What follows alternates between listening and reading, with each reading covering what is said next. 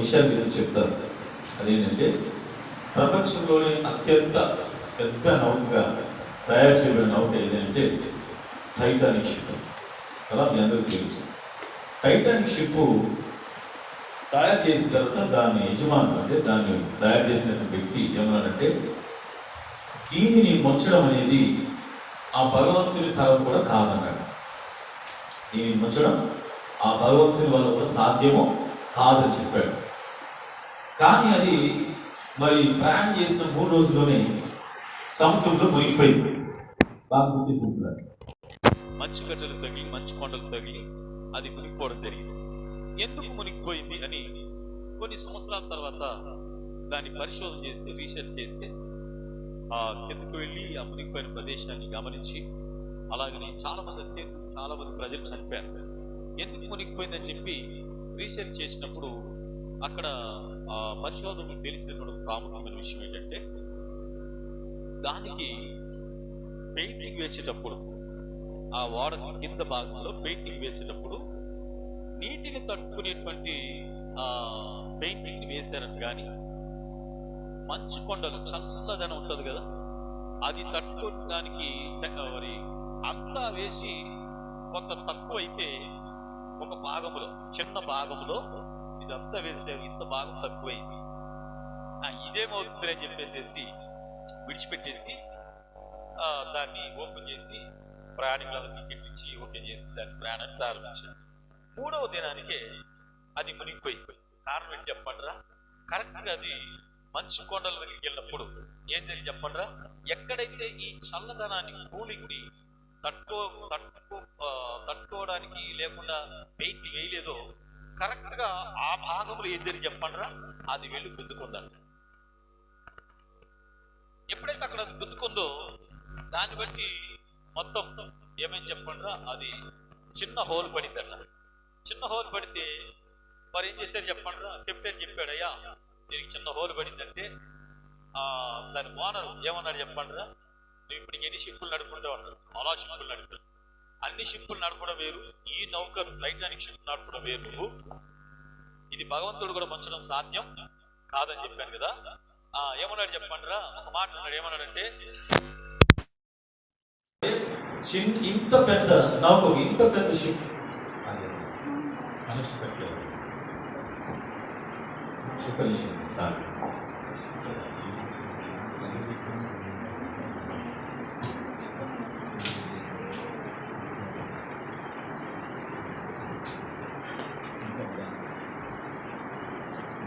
Constant sir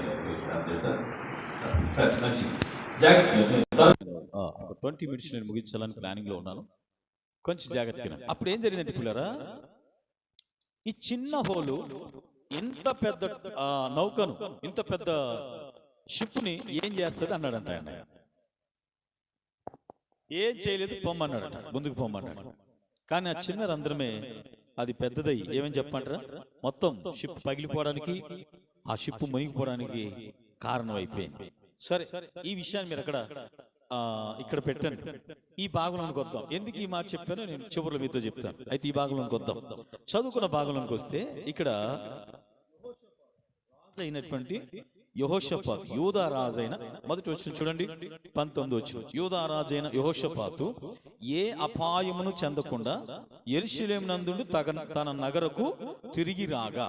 అసలు ఈ యూదా రాజు ఎవరు, యెహోషాపాతు ఎవరు, ఏ అపాయం రాకుండా ఎందుకు వచ్చాడు? ఈ విషయాలు మనం చూస్తే గత కాలంలో నేను మీతో చెప్పుంటాను, మరి మీకు గుర్తుంది లేదో. ఈ యెహోషాపాతు యూదా రాజ్యానికి రాజు. ఆహాబు, బాగా గుర్తుపెట్టుకుని పిల్లలు, ఈ విషయాలు చరిత్ర జాగ్రత్తగా వింటేనే మీకు అర్థమవుతుంది. ఆహాబు దాని పై భాగాలు చదవాలి. మనం ముందున్న అధ్యాయాలు చదివితే మనకు కనపడుతుంది. ఆహాబు ఏం చేస్తాడు చెప్పండిరా, ఇది రాజుల గ్రంథంలో కూడా మనకు కనబడుతుంది. ఆహాబు రాజు ఏం చెప్తాడంటే, ఇతను ఆహాబు దగ్గరికి వెళ్తాడు. వెళ్ళినప్పుడు ఏం చేస్తాడు చెప్పండి, ఆహాబు ఏమంటాడంటే, మనం రామోత్ గిలాద్ మీదకి వెళ్ళి అది మన పట్టణమే, దాన్ని మనం స్వాధీనం చేసుకోవాలి, నాతో యుద్ధం చేయడానికి నువ్వు వస్తావా అన్నాడు. బాగా గమనించిన. అప్పుడు ఇతడు ఏమన్నాడంటే, నీ ప్రజలే నా ప్రజలు, మేమంతా మీ సహోదరులు, సరే అన్నాడు. అయితే వెళ్లే ముందు ఏం జరిగింది చెప్పండిరా, మనము ఒక ప్రవక్తను అడుగుదాం. ప్రవక్తను అడిగి అసలు ఏంటి, యుద్ధానికి వెళ్తే విజయం వస్తుందా లేదా కనుక్కుందాం అని చెప్పి ప్రవక్తను అడుగుదాం అన్నాడు. ప్రవక్తలు పిలిపించారు. 400 మంది ప్రవక్తలు వచ్చారు. ఎంతమంది అమ్మా? మీరు చెప్తే మాట్లాడితే నేను తొందరగా ముగిస్తా. రైట్, వెరీ గుడ్ సార్, బాగా చెప్పారు. ఎంతమంది? 400 మంది ప్రవక్తలు వచ్చారు. 400 మంది ప్రవక్తలు కూడా ఏమన్నారంటే, నువ్వు రామోత్ గిలాద్ మీద వెళ్తే యుద్ధం వచ్చా జయిస్తావని చెప్పారు. ఇంతమంది చెప్తున్నా కూడా యెహోషాపాతుకి నమ్మకం లేదు. అప్పుడు ఏం చేశాడు చెప్పండిరా, ఈ వీరేనా ఇంకెవరైనా ఉన్నారా అన్నాడు. మరి ఆహాబు స్థానంలో మనం ఉంటే మన ఒళ్ళు మండిపోతుంది, చెర్రెత్తిపోతుంది. ఇంతమంది చెప్తున్నా నీకు నమ్మకం లేదా అని చెప్పేసి కదా. కానీ ఆహాబు అవసరం కనుక అతను ఏమన్నాడంటే, కాదు ఒకడున్నాడు, అతడు మీకాయ అని ఒకడున్నాడు, అతడు నా గురించి ఎప్పుడు మంచి పలకుడు కనుక నేను అతన్ని అతన్ని పిలిపించనని చెప్పాడు. అలా అనకూడదు, మనం పిలిపించాలన్నప్పుడు పిలిపించారు. సరే, మీకాయ వచ్చి మీకాయని పిలవడానికి వచ్చిన, ప్రవక్తను పిలవడానికి వచ్చిన సైనికుడు ఏం చెప్పాడంటే, అయ్యా మరి నువ్వు అందరు ప్రవక్తలు ఎలా చెప్తున్నారు, ఆహాబ్ సంగతి నీకు తెలిసిందే కదా, ఆ మూర్ఖుడితో దుర్మార్గుడితో నీకెందుకు, నువ్వు కూడా మిగతా ప్రవక్తల వల్లే ఒక మాట విజయం వస్తుందని చెప్పు, సంబరపడిపోతాడు, నీకే హాని చేయకుండా ఉంటాడు, కాబట్టి నువ్వు వచ్చినప్పుడు ఆ మాట చెప్పన్నాడు. అతను సరే దేవుడు నాతో, నేను అలా చెప్పను, దేవుడు నాతో ఏం చెప్తా అదే చెప్తాను అన్నాడు. గమనించండి పిల్లలు. సరే, తీసుకుని వచ్చాడు. వాళ్ళందరూ ప్రవచిస్తున్నారు. సిద్కి అనేవాడు 2 కొమ్ములు తీసుకు, ఇనప కొమ్ములు చేయించి, వీటితో నువ్వు జయిస్తావని చెప్పేసి ఆహాబుని ఏం చేస్తున్నారు చెప్పండిరా, మరి ప్రేరేపిస్తా ఉన్నారు. ప్రవక్తలందరూ ప్రవచిస్తా ఉన్నారు. ఆ సమయానికి మీకాయ వచ్చాడు. వచ్చినప్పుడు మీకాయని అడిగారు, నువ్వేమంటావు అన్నారు. అన్నప్పుడు ఆయన ఏమన్నాడు చెప్పండిరా, ఏమన్నాడంటే, పొండి విజయం ఇస్తాడు దేవుడు అన్నాడు. కాంప్రమైజ్ అమ్మన్నాడు కదా, అంటే కాంప్రమైజ్ కాదు, వాళ్ళు పలుకుతూ నువ్వు పలకమన్నాడు కదా, అట్లని పలకడం కాదు. వీడు ఎట్లాగా మాట్లాడి అనుకున్నాడు, ఏమనుకున్నాడు తెలియదు. కానీ ప్రవక్త, నువ్వు వెళ్ళి అయ్యా యుద్ధంలో జయమిస్తాడంటే, ఇదిగో నువ్వు నా గురించి ఎప్పుడు మంచి చెప్తున్నాడు, ఇప్పుడు మంచి చెప్తున్నావు అంటే ఇది నేను నమ్మొచ్చా అన్నాడు. నిజం చెప్పు, నువ్వు నా గురించి ఎప్పుడు మంచి చెప్పవు కదా, చెడ్డే చెప్తావు కదా, నిజం చెప్పు అంటే అప్పుడు అన్నాడు, ఎవరింటికి వెళ్ళిపోవచ్చు, ఇదిగో ఇశ్రాయేలు అందరూ కొండల మీద గుట్ల మీద పారిపోవడం నేను చూస్తున్నాను, తప్పించుకోవడానికి వెతుకుతా ఉన్నారు, దారులు వెతుకుతా ఉన్నారు, కాబట్టి దయచేసి ఎవరింటికి వెళ్ళిపోతే మంచిదని. కానీ అప్పుడు అంటాడు, నేను చెప్పానా వీడు నా గురించి మంచి పలకని నేను చెప్పాను కదా, ఆయనను నువ్వే పిలిపించావు, సరే నీ మాట కాదని పిలిపించాను, ఆయన వీడు ఇలా చెప్తున్నాడు అని చెప్పేసి ఇతను తీసుకెళ్లి చెరసాలేమని చెప్పారు. అదంతా జరిగిపోయింది పిల్లరా. యుద్ధానికి వెళ్లే సమయం వచ్చింది. ఆహాబు రాజు ఏం చెప్పాడు చెప్పండిరా, ఏమన్నాడంటే, నేను మారు వేషం వస్తాను, నువ్వు మాత్రం ఎలారా రాజుగానే రమ్మన్నాడు. ఎవరిని? ఈ యెహోషాపాతు. సరే, యుద్ధానికి వెళ్ళిపోయారు. రామోత్ గిలాద్ మీద సిరియన్లు యుద్ధం మీదకి వచ్చారు. గమనించిన పిల్లలు ఏం జరిగింది చెప్పండిరా. ఇప్పుడు సైనికులందరూ, రాజు ఏం చెప్పాడంటే సర్దారులతో, సిరియా సర్దార్తో ఏం చెప్పాడంటే, మీరు ఇది ఇశ్రాయేల్లో గొప్పవాళ్ళు కానీ మంచివాళ్ళు కానీ మీరు పట్టించుకోవద్దు, ఇశ్రాయేలు రాజునే చంపమన్నాడు, టార్గెట్ చేయమన్నాడు. 30 మంది సర్దారులు అంటే సైన్యాధిపతులు అని చెప్పుకోవచ్చు, వీరులు అనమాట వాళ్ళు. అనగానే మరి రాజు వస్త్రాలు ఉన్నది ఎవడు కనపడుతున్నాడు? యెహోషాపాతు కనపడుతున్నాడు. గమనించిన పిల్లరా, వాళ్ళందరూ 30 మంది ఏం చేశారు చెప్పండి రా, ఈ యెహోషాపాతు రాజును చుట్టుముట్టేసి వీళ్ళు బెంబెలెత్తిపోయి యెహోషాపాతు రాజు పిచ్చకేకలు వేస్తారు, ఎరికేకలు వేస్తాడు భయపడిపోయి. అప్పుడు వాస్తవంగా వాడు ఎరికేకలు వేసినా పిచ్చకేకలు వేసినా వాడు కూడా శత్రువే కాబట్టి వాడు రాజు కావచ్చు, రాజు కాకపోవచ్చు. అప్పుడు వాళ్ళు ఏమన్నా, వీడు రాజు కాదు, ఇశ్రాయేలు రాజు కదరా, వీడు దేశం అని చెప్పేసి వెళ్ళిపోయారు. చూడండి ఎంత ఆశ్చర్యం, చూడండి పిల్లలు. ఎందుకంటే యెహోషాపాతు ఎంతో కొంత దేవుని యందు భయభక్తులు కలిగిన వాడు. ఈ విషయాలు, ఈ చరిత్ర నేను చాలాసార్లు మీతో చెప్పాను, కానీ ఆ తర్వాత జరిగిన సంగతి మీద చెప్పలేదు. ఇక్కడ ఈ భాగంలో ఒక అంశాన్ని మీద చెప్పి నేను ముగిస్తాను. చూడండి పిల్లలు, ఏం జరిగిందంటే వెంటనే ఒకడు ఏం చేశాడు చెప్పండిరా, గురి చూడనటువంటి ఒక బాణాన్ని విడిచిపెట్టాడు. మరి ఎవరి మీద గురి చూడలేదు, ఎవడెవరు తగిలేద్దా అనుకున్నాడు. అయితే నా సైనికులకి ఎంత తగులుతా, లేకపోతే వాడికి ఎవరు కూడా తగలి చచ్చిపోవాలంతే అని వాడు ఆనందంలో ఏం చేశాడు చెప్పండి, గురి చూడకుండా బాణం వీలేస్తే అది వెళ్ళిపోయి ఇదిగోండి ఆహాబు రాజు, మారు వేషంలో ఉన్నటువంటి ఆహాబు రాజు కాలు గూటికి తగిలేసి. చూడండి పిల్లలు, అందుకని తప్పించుకొందువా దేవుని యొద్ద నుండి, రాజువు అయినా అధికారివి అయినా తప్పించుకొందువా, రాజువు అయినా అధికారివి అయినా తప్పించుకొందువా. మనుషుల దగ్గర నుంచి తప్పించుకున్నాడు ఆహాబు, కానీ దేవుని దగ్గర నుంచి తప్పించుకోలేడు. గమనించండి, మనుషుల దగ్గర వేషాలు వేయొచ్చు, వేషాలు మార్చొచ్చేమో, కానీ దేవుని దగ్గర వేషాలు వేయడానికి, వేషాలు మార్చడానికి అవకాశం లేదు. ఆ విషయాన్ని మనం గుర్తించాలి. అయితే ఈరోజు ఇంతకీ ఏం చెప్తున్నారు పాస్టర్ గారు? మీరు ఏదో టైటాన్షిప్ దాని గురించి మీరు చెప్పారు, మరి ఇప్పుడు ఇదంతా చరిత్ర చెప్తున్నారు అని మీరు అనుకుంటే ఒక విషయాన్ని మీతో చెప్పడానికి చెప్తున్నాను పిల్లరా. ఏంటంటే అది చూడండి, ఇప్పుడు 30 మంది సర్దారులు చుట్టుముట్టిన దైవభక్తి కలిగిన వాడిని ఆ 30 మంది సర్దారులు ఏం చేయకుండా విడిచిపెట్టేశారు. అందుకే నేను చెప్తాను పిల్లరా, భక్తి కలిగిన వారిని చుట్టూత ఆపదలు చుట్టినా కూడా దేవుడు వారిని కాపాడతాడు. ఆమేన్, హల్లెలూయా. భక్తిని పక్కన పెట్టి ముసుగులు వేసుకుని మారు వేషాలు వేసి వేషాలు వేస్తా ఉంటే దేవునికి దూరమై, దేవుని ప్రజలకు దూరమై, దేవుని ఆరాధనకు దూరమై, ఇదిగోండి యెజబెల్ లాంటి విగ్రహారాధికురాలతో వివాహం చేసుకుని ఇష్టానుసారంగా జీవిస్తున్నటువంటి ఆహాబు ఎంత మారు వేషం వేసుకున్నా కానీ మనుషుల నుండి తప్పించుకున్నాడు, కానీ దేవుని నుండి తప్పించుకోలేకపోయింది విషయం. ఎందుకు ఈ మాటలు అని చెప్పానంటే, ఇప్పుడు ఈ యెహోషాపాతు తప్పించుకున్నాడు కదా, యుద్ధం నుంచి పారిపోయి వచ్చాడు, రాజ్యంలోనికి వచ్చాడు. ఇప్పుడు గమనించండి, 19 వచ్చిన వద్దాం. ఇది చరిత్ర, ఇప్పుడు జరిగిన సంఘటన. ఇప్పుడు చూడండి పిల్లలు, అంటే ఇప్పుడు వరకు ఇదే జరిగింది సార్ అని అంటారా? ముందుకు చరిత్ర తెలుస్తారు. చూడండి, యూదా రాజైన యెహోషాపాతు ఏ అపాయమును చెందకుండా యెరూషలేము నందుండు తగిన నగరునకు తిరిగి రాగా. హల్లెలూయా. ఎంతైనా దేవుడు తన బిడ్డలను విడిచిపెట్టడు. ఆమేన్. దేవుని యందు భయభక్తులు కలిగి దేవుని కొరకు జీవించి ప్రవక్తల మాటలు విని ప్రవక్తల మాటను అనుసరించి వాక్యానిగా సత్యాన్ని సత్యంగా స్వీకరించి నడిచే వారిని దేవుడి కాపాడతాడనేది యెహోషాపాతు యొక్క ఉదంతమే దానికి మనకు నిదర్శనం. దేవుడు అంటే లెక్క లేకుండా, ప్రవక్తల మాటలు లెక్క లేకుండా తనకు అనుకూలమైన మాటలతో ఇష్టానుసారంగా జీవించే వ్యక్తులంటే గమనించిన వారు ఎలాంటి వేషాలు వేసుకున్నా, ప్లానులు చేసినా, కుయుక్తులు పనినా మనుషుల చేతులను తప్పించుకోవచ్చాము కానీ దేవుని చేతుల నుంచి తప్పించుకోలేరు. ఇది వాస్తవమైన విషయం. ఏ అపాయం చెందకుండా యెరూషలేములో తన దగ్గరకు రాగానే దేవుడు కొంతమంది ప్రవక్తలను పంపాడు ఆయన దగ్గరికి. ఆమేన్, హల్లెలూయా. బాగా గుర్తుపెట్టుకోండి, మనుషుడు ఎప్పుడైతే దారి తప్పి చిరుతాడో, దారి చెడిపోతాడో, దేవుడు అప్పుడు తన ప్రవక్తల ద్వారా తన సందేశాన్ని పంపిస్తాడు మనకి. ఆమేన్. మీరు అంగీకరిస్తారా, నమ్ముతారా? తన ప్రవక్తల ద్వారా ఎప్పుడు పంపిస్తాడు తెలుసా? మనుషులు దారి తప్పిపోతున్నప్పుడు, తన బిడ్డలు దేవుని సన్నిధిలో నుంచి తప్పిపోతున్నప్పుడు, సరి అయిన మార్గం లేకుండా వేరే మార్గంలో వెళ్ళిపోతున్నప్పుడు ఏం చేస్తాడు చెప్పడం? అలా వెళ్ళిపోవడానికి ఇష్టం లేదు, అందుకనే తన ప్రవక్తలను పంపించి సరి అయిన మార్గంలోనికి వెళ్ళాలని బోధిస్తూ ఉంటాడు. గమనించిన పిల్లరా, అందుకనే దీర్ఘదర్శకు యెహూను పంపించాడు. చూడండి, యెహూ అతన్ని ఎదుర్కొని పోయి రాజు యెహోషాపాతునికి ఇలాగ ప్రకటన చేశాడు. ఏమని ప్రకటన చేశాడు? నీవు భక్తిహీనులకు సహాయం చేసి యెహోవా శత్రువులకు స్నేహితులు అయితివి కదా, అందువలన యెహోవా సన్నిధి నుండి కోపము నీ మీదకి వచ్చును. ఈ రోజు అందించే సందేశం యొక్క అంశం ఏంటంటే, ఇప్పుడు చెప్తున్నాను అంశం, అదేం చెప్పమంటారా? Don't compromise.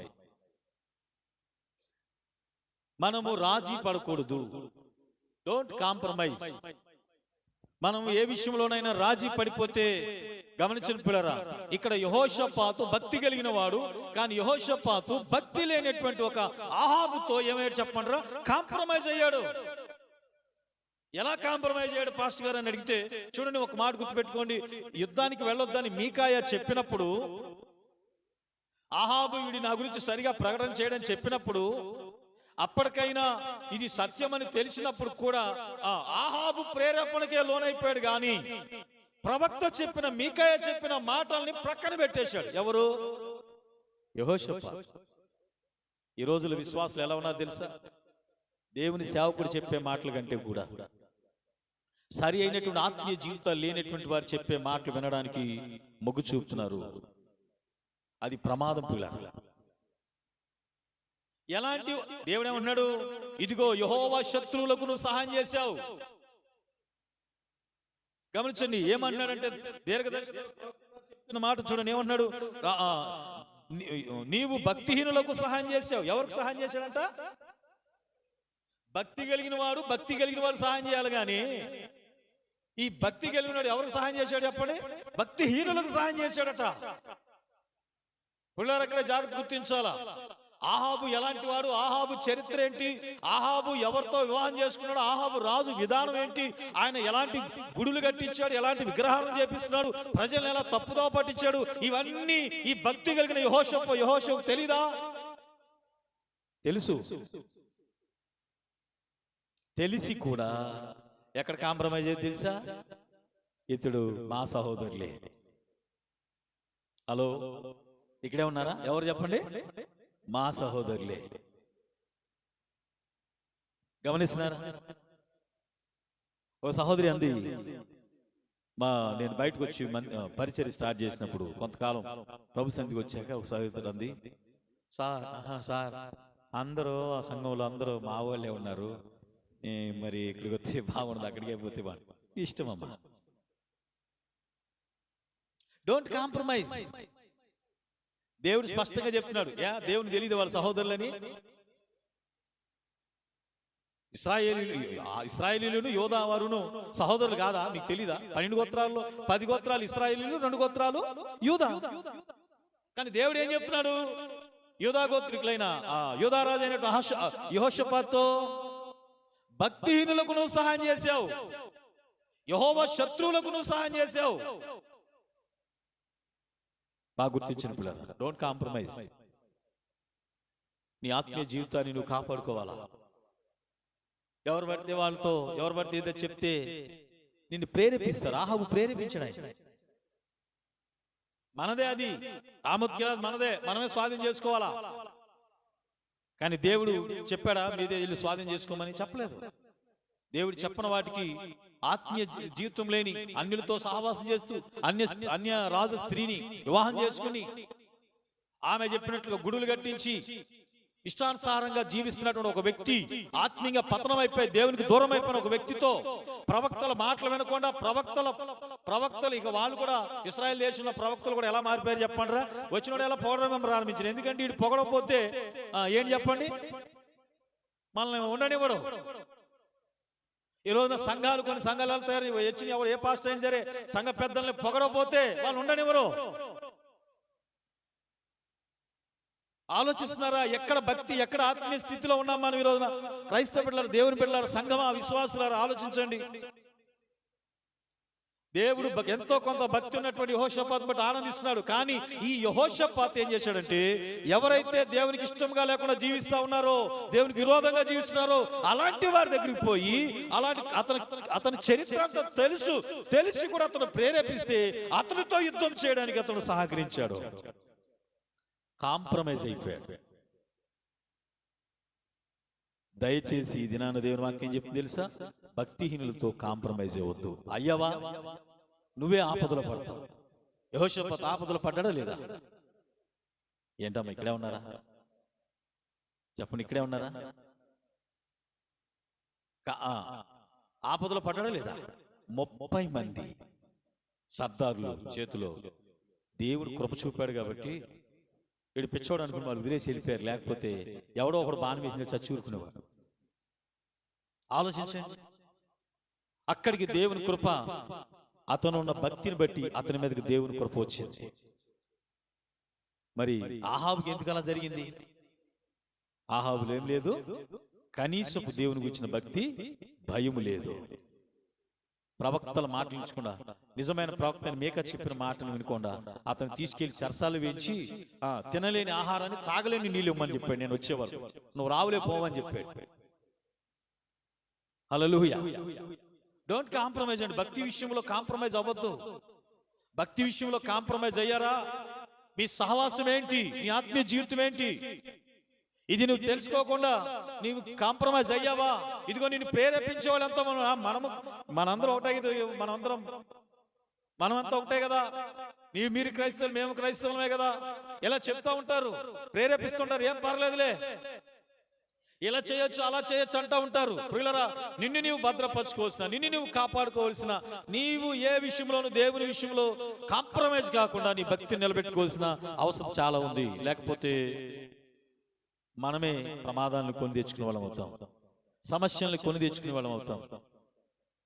ఆలోచించండి. ప్రవక్త మాటల కంటే రాజు మాటని అతడు ప్రేరేపణ తీసుకుని వెళ్ళిపోయాడు. కాంప్రమైజ్ అయిపోయాడు. కనుక గుర్తిస్తున్నారా? ఈరోజు మిమ్మల్ని ప్రేరేపించే వాళ్ళు కూడా చాలా మంది ఉంటారు. మా సంఘానికి రండి, మన సంఘానికి రండి కదా. ఎవరు వాళ్ళు? ఎలాంటి వారు? వారి బ్రతుకులేంటి? ఎలాంటి వారితో నువ్వు సహవాసం చేస్తున్నావు? దేవుడు ఇక్కడ చెప్తున్నావు, నా మాట కాదు, మీరు చదవండి. మరలా చూడండి, 2వ వచనం. దీర్ఘదర్శి హనాను కుమారుడు యెహూ అతను ఎదుర్కొని పోయి రాజు యెహోషాపాతుకి ఇలా ప్రకటన చేశాను. ఏమని ప్రకటన చేశాను? నువ్వు భక్తిహీనులకు సహాయం చేసి యెహోవా శత్రువులకు ఏమయ్యావు? స్నేహితుడు అయితివి కదా. ఇలాంటి వారికి నువ్వు ఎందుకు సహవాసం చేసావు? ఇలాంటి వారితో నువ్వు ఎందుకు కాంప్రమైజ్ అయ్యావు? అర్థం చేసుకున్నారు పిల్లలు? కనుక నీ భక్తి నువ్వు కాపాడుకోవాలా. నీవు దేవుడు మెచ్చే భక్తిని, దేవునికి ఇష్టమైన భక్తిని నువ్వు కలిగి ఉండాలా. మనుషులు మెచ్చుకునే భక్తిని, మనుషులు పొగిడే భక్తిని. కానుకలు ఇస్తే ఎవడైనా పొగుడతాడు కదా. మేము కానుకలు ఇస్తున్నాం, మేము పెట్టేది పోతున్నాం, పోవడమే. ఆలోచించండి, వీటి కోసం కాదు భక్తి. ఆలోచిస్తున్నారు. ఇంతమంది ప్రవక్తలు ఎందుకు అలా తయారైపోయారంటే వాళ్ళకి అర్థమైపోయింది, మనుషులకు అనుకూలంగా భక్తి చేయడం ప్రారంభించారు. ఎందుకంటే ఇంకా పొగడపోతే తప్పదు. సంఘాలు అలా తయారైపోయింది. ఆత్మీయ జీవితాలు లేవు, దేవుని భయం లేదు, ప్రవక్తల మాటలను స్వీకరించే పరిస్థితి లేదు. వాళ్ళకు అనుకూలంగా నడిపించుకునే భక్తి జీవితాలు ఈ రోజున వచ్చేసినాయి. ఇవి ఆత్మీయంగా ప్రమాదానికి దారితీసే పిల్లరా. నీ జీవితానికి అది క్షేమం కాదు, గుర్తుపెట్టుకోండి. ఏం చెప్తున్నాడు అక్కడ? నీ వాళ్ళకి సహాయం చేసేవని చెప్తున్నాడు. చూడండి, దేవునికి తెలియదంటే దేవునికి తెలుసు, అయినా అలా కాంప్రమైజ్ అయ్యాడు. తర్వాత వచ్చినాను కొత్త. చూడండి ఏమన్నా, యెహో అందువలన. ఎందువలన అంటమ్మా? చెప్పండి, ఎందువలన? అందువలన నువ్వు కాంప్రమైజ్ అయిపోయావు. కాంప్రమైజ్ అయిపోవడం అంటే అర్థం ఏంటి చెప్పమంటారా? ఇటు వెళ్తున్నావు, నువ్వు ఇట్లా వెళ్తా ఉన్నావు, ఇలా వెళ్తూ ఉండగా నీకు ఎవరైతే చెప్పారు, నువ్వు పూర్తిగా తిరిగిపోవడం కాదు, అటువైపు కొంచెం అట్లా తిరిగినా కూడా కాంప్రమైజ్ అయిపోవడం. గమనించిన పిల్లలు, రాజీ పడిపోతున్నాడు. సో భక్తి కలిగిన వాడే దాని ప్రమాదం ఇప్పుడు చెప్పినట్టు చూడండి. అందువలన యెహోవా సన్నిధిలో నుండి కోపము నీ మీదికి వచ్చును. దేవుని సన్నిధిలోని ఆశీర్వాదం రావాలి భక్తి చేసేవాడికి. దేవుని సన్నిధిలోని క్షేమం రావాలా. దేవుని సన్నిధిలోంచి దీవెన రావాలా. దేవుని సన్నిధిలోంచి కృప రావాలా. కానీ ఇక్కడ ఇతనికి ఏమొస్తుంది చెప్పంటారా? ఏమొస్తుందని చెప్తున్నాడు? దేవుని కోపం నీ మీదకి వస్తుందని చెప్పాడు. తర్వాత, అయితే దేశంలో నుండి నీవు దేవతా స్తంభం తీసివేసి దేవుని యొద్ద విచారణ చేయుటకు నీవు మనసు నిలుపుకొని ఉన్నావు, నీ యందు మంచి క్రియలు కనబడుచు. హల్లెలూయా. నీలో ఉన్న మంచి క్రియలను బట్టి నీ మీదకి నేను ఏం చెప్పండి, ఉగ్రత తీసుకురాకుండా ఉన్నానయ్యా. ఎందుకు పోగొట్టుకుంటావు? ఎందుకు పాడు చేసుకుంటావు? Don't compromise. దయచేసి ఇతరులను చూసి కాంప్రమైజ్ అయితే మన జీవితాలు మన కుటుంబాలు మనమే పాడు చేసుకునే వాళ్ళు అవుతాం, నష్టపరుచుకునే వాళ్ళు అవుతాం, దేవుని కోపానికి గురి అయిన వాళ్ళు అవుతాం. ఎందుకు నీ మంచి క్రియలు? దేవుడు నీలో మంచి క్రియలు చూస్తున్నాడు. దేవుడు నీలో ఉన్న సమర్పణ చూస్తున్నాడు. దేవుడు నీ విగ్రహాలను లేకపోతే గుడులను తీసివేసి చూస్తున్నాడు. దేవుడు ప్రవక్తల మనసులను, దేవుని మాటని వినే మనసు నీలో చూస్తున్నాడు. మరి నువ్వెందుకు అనవసరంగా ప్రవక్తల మాటలు వినని ఇదిగోండి అలాంటి గుడులు కట్టే అలాంటి వాటి దగ్గరికి పోయేటువంటి ఆహాబు లాంటి వారితో ఎందుకు నువ్వు సహవాసం చేస్తున్నావు? ఎందుకు నువ్వు కాంప్రమైజ్ అవుతున్నావు? ఆలోచించు. దేవుడు నీలో మంచి క్రియలు చూస్తా ఉన్నాడు. ఆ మంచి క్రియలు ఎందుకు చెడగొట్టుకుంటావు? చెడ్డవారితో సహవాసం చేసి సరైన భక్తి జీవితాలు లేని, ప్రవక్తల మాటలు వినడానికి మనసు పెట్టని, దేవుని మాటలు వినడానికి మనసు పెట్టని, వారికి కావలసినటువంటి మాటలు వినేటువంటి వారిని ఏర్పరచుకునేటువంటి వారితో నువ్వు సహవాసం చేసి ఏమి సాధిద్దామని, ఏమి భక్తి అది చెప్పండి. దానివలన దేవుడు చెప్తున్నాడు, అందువలన యెహోవా కోపము నీ మీదకి వచ్చు. కానీ నీలో ఉన్న కొన్ని మంచి క్రియలను బట్టి నేను దాన్ని నీ మీదకి రానిలే. దేవుడు భక్తిలో కూడా మంచి భక్తిని, సరైన భక్తి కాని దాన్ని కూడా చూసినట్టు ఆలోచిస్తున్నారా? ఎందుకు ఈ మాట చెప్పానంటే నిజమైన భక్తి పరులు దేని విషయంలో కూడా కాంప్రమైజ్ అవుతారు. చూడండి, ఆ కొంచెం ఏమైపోతుందని చెప్పి టైటానిక్ షిప్ దగ్గర ఆ కొంత భాగాన్ని ఏం చేయాలి చెప్పండి?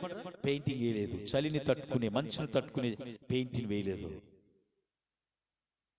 ఇదంతా వేశాం కదా, ఈ కొంచెం ఏమైపోతుందిలే. నువ్వు ఎక్కడ లూజు ఉంచుతావో, నువ్వు ఎక్కడ అవకాశం ఇస్తావో దానిని సాతాను, నువ్వు ఎక్కడ కాంప్రమైజ్ అవడానికి ఎక్కడో నువ్వు కొంచెం బాగాని ఇస్తావో దాన్ని సాతానుడు ఉపయోగించుకుంటాడు. నిజం పిల్లలు.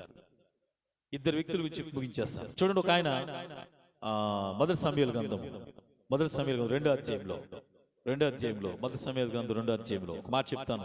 అతను ఎవరైనా సమూయేలు చిన్నప్పుడు విడిచిపెట్టినప్పుడు తల్లి ఏమని చెప్పిందంటే, మొదటి అధ్యాయం చివరి వచనాలు చూడండి, ఇతడు జీవిత కాలము యెహోవాకు ప్రతిష్ఠితుడు అని చెప్పుద్ది.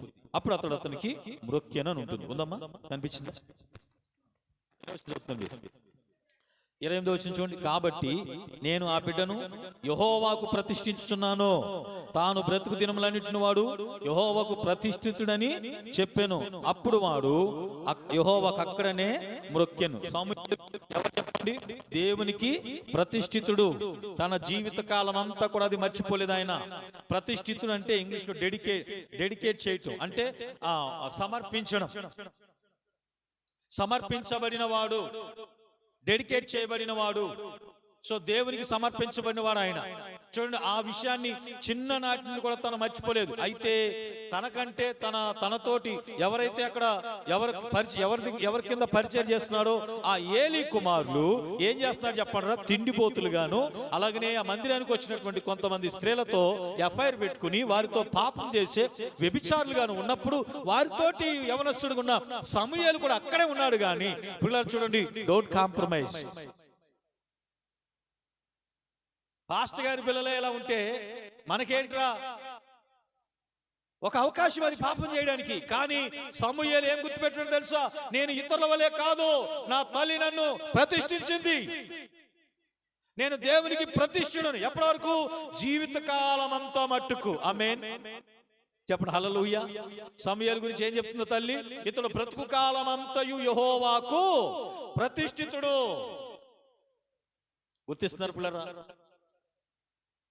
ప్రతిష్ఠితుడు అంటే సమర్పించుకున్నవాడు, డెడికేట్ చేయబడినవాడు.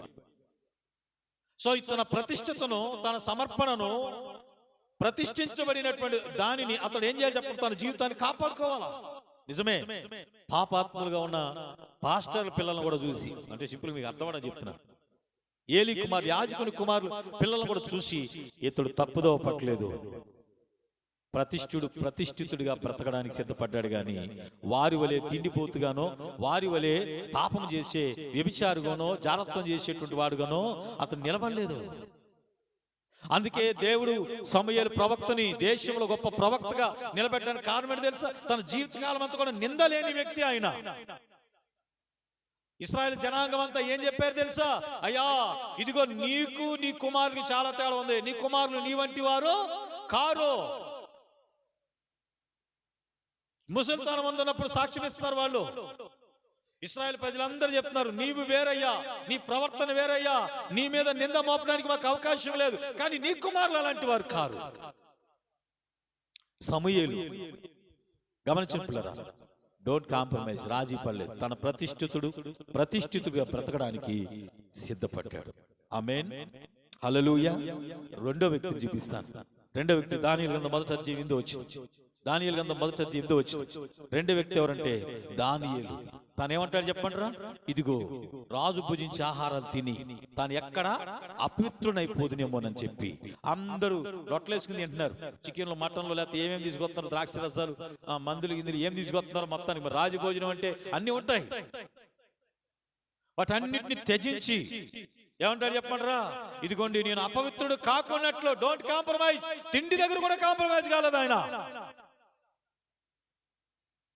దేవుని కొరకు ఎలా నిష్ఠగా బతికారో చూడండి పిల్లలు వాళ్ళు. ఓ సమూయేలు గాని, ఒక దానియేలు గాని చూడండి ఎంత నిష్ఠగా బ్రతికారో. మరి అలాంటి వారు కాదా దేవుడు గొప్పగా ఆశీర్వదించేది? అలాంటి సమర్పణ కలిగిన వారు కాదా దేవుని ఆశీర్వాదానికి అర్హులు? అంతేగాని మనలాగా ఎవరు ఏది చెప్తే దానికి లోన్ అయిపోయి కాంప్రమైజ్ అయిపోయేటువంటి వాళ్ళగా గొప్ప వాళ్ళం అవుతామా? ఆపదలు తెచ్చుకుంటారంట. Don't compromise. నీకు అవకాశాలు కల్పిస్తాడంటాడు, నేను గొప్ప గొప్ప చేస్తానంటాడు. అవన్నీ సాతాను మాటలు. ఎందుకో చెప్పండిరా, సాతానుడు కూడా అపవాది దగ్గరికి వచ్చి ఏమన్నాడు? సార్ అపవాది ఎవరి దగ్గరికి, ఆదాము అవ్వ దగ్గరికి వచ్చి ఏమన్నాడు? ఈ పండు తిని దినమని ఏమైపోతారు మీరు? దేవతలు అయిపోతారు అన్నాడు, అనలేదా? అంటే దేవుడు వీళ్ళని గొప్పవాళ్ళుగా చేయడానికి దేవునికి ఇష్టం లేదంట, కానీ వీడు వాళ్ళని గొప్పవాళ్ళుగా చేస్తాడట దేవుని కంటే. అంటే దేవుడిని ఎలా చూపిస్తున్నాడు తెలుసా? స్వార్థపరుడుగా చూపిస్తున్నాడు. దేవుడు స్వార్థం ఉంది దేవునికి, మీరు గొప్పవాళ్ళు అవడానికి ఇష్టం లేదు, కానీ మీకు తెలియని విషయం ఏంటి తెలుసా? ఆ పండు తింటే మీరు గొప్పవాళ్ళు అయిపోతారు అన్నాడు. అయ్యారా? ఆలోచించండి, అయ్యారా? కాలేదు. దేవతలు అవడం కాదు, అనవసరమైనటువంటి శాపాన్ని తెచ్చిపెట్టుకున్నారు. ఆలోచించండి. Don't compromise. సాతానుడు మనల్ని ప్రేరేపిస్తాడు పిల్లలు. ఆహాబు ఏం ప్రేరేపించాడో? యుద్ధంలో రామోత్ గిలాద్ మీద గెలిస్తే నీకు ఒక భాగం నాకు ఒక భాగం, లేకపోతే అందులో దోచుకున్న దాంట్లో తెచ్చుకున్న దాంట్లో మనం శరీరం చేసుకున్నాం, లేకపోతే నీకు ఎక్కువిస్తారన్నాడో ఏమన్నాడో తెలియదు. దయచేసి మీ ఆత్మీయ జీవితాల విషయంలో మీరు ఎలాంటి సహవాసాన్ని కలిగి ఉంటున్నారో దాని విషయంలో రాజీ పడొద్దు. Don't compromise. కాంప్రమైజింగ్ మనమైతే, నేను అంటున్నాను, నేను చెప్పట్లేదన్నమాట, దేవుడే స్వయంగా వెంటనే తన బిడ్డలు తప్పిపోకూడదని కాపాడాడు. బిడ్డని కాపాడి తన బిడ్డలు తప్పిపోవడం తీసుకొచ్చి ఏమంటాడు చెప్పండిరా? ఏమంటాడంటే, ఇదిగో చూడండి ఏమన్నాడు చెప్పండి. మాట నాకు చాలా ఇష్టంగా ఉందంట. ఏమనుంది అక్కడ? దినవృత్తాంతం 19వ అధ్యాయం చూడండి, 3వ వచనం 2వ వచనం ఒకసారి చదవండి, మళ్ళా ముగించుకుందాం. మనం టైం అయిపోయింది, మనం ముగించుకుందాం.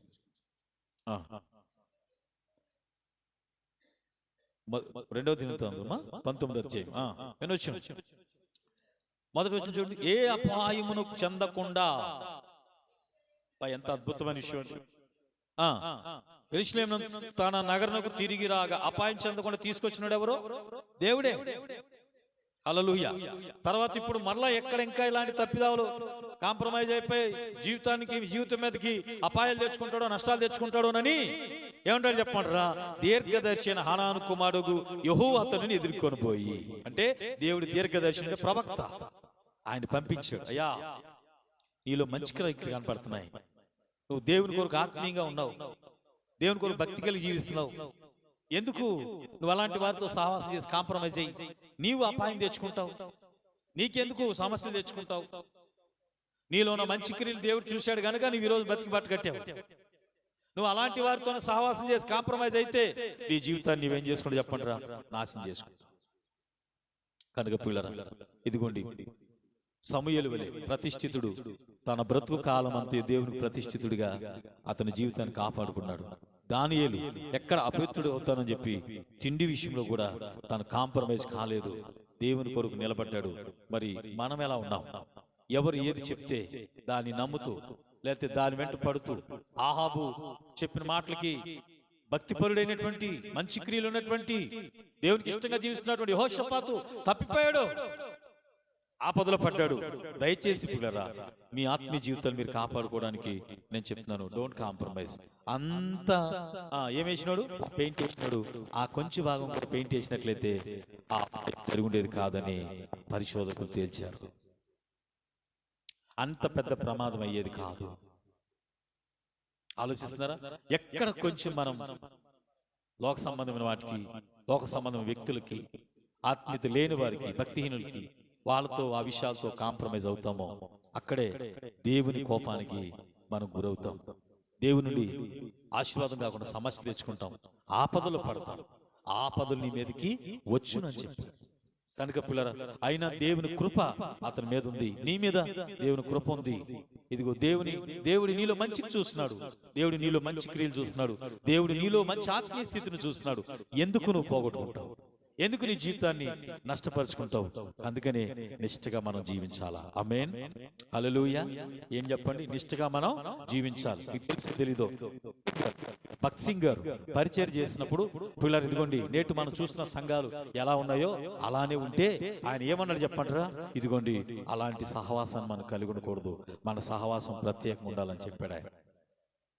అంతేగాని మన సహవాసమే పరలోకం వెళ్తుందని ఏం చెప్పలేదు. పరలోకం వెళ్ళే సహవాసం ఉండాలంటే ఇలా ఉండాలని చెప్పాడు. కానీ భక్తి సింగ్ గారు వెళ్ళిపోయిన తర్వాత మరలా మిగతా సంఘాలాగా అవి కూడా చాలా సంఘాలు కొట్లాట్లు, కేసులు, ఆర్థిక లావాదేవీల కోసం గొడవలు, పాస్టుల కోసం, అలాగనే పాస్టుల మార్పించడాల కోసం, లేకపోతే ఇంకేం చెప్పాలి, ఆర్థిక విషయాల కోసం గొడవలు, తగాదాలు, కొట్లాడు. విషయం ఏంటంటే మన రాష్ట్రంలో తప్పని చరిత్ర మనం చూస్తే ఈ సంఘాలు కొట్లాడుకుని కేసులు పెట్టుకునే విషయంలో వీళ్ళు టాప్ ర్యాంక్ లో ఉందట.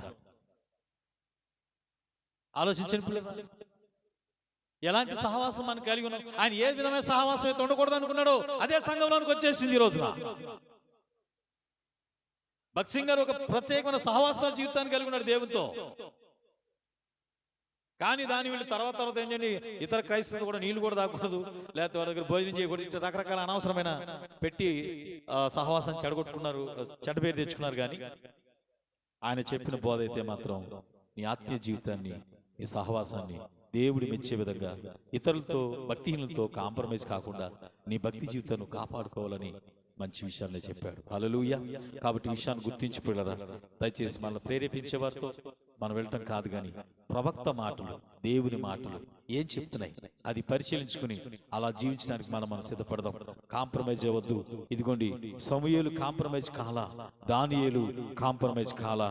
వారు దేవుని కొరకు ఏది ఏమైనా నిష్ఠ కలిగి ఉండడానికి సిద్ధపడ్డారు. అందుకనే దేవుడు వారిని బలమైన సాధనాలుగా నిలబెట్టాడు. ఒక యోసేపు కూడా డోంట్ కాంప్రమైజ్ కాలేదు పోతిఫరు భార్యతో.